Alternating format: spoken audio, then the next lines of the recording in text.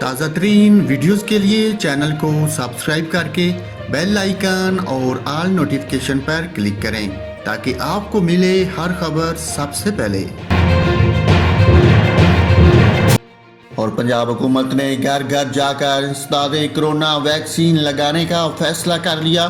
Director general health services Punjab doctor Haroon Jahangir کی جانب سے جاری نوٹیفیکیشن کے مطابق کرونا ویکسین مہم گھر گھر شروع کرنے کا مقصد 100% ٹارگٹ کا حصول ہے۔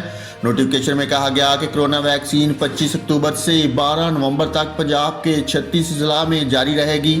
گھر گھر مہم کو کامیاب بنانے کے لیے ضلعی اور صوبائی سطح پر فوکل پرسن تعینات کیے جائیں گے، جبکہ ویکسین لگوانے سے انکار کرنے والوں کے خلاف ضابطے کی سخت کارروائی بھی کی جائے گی۔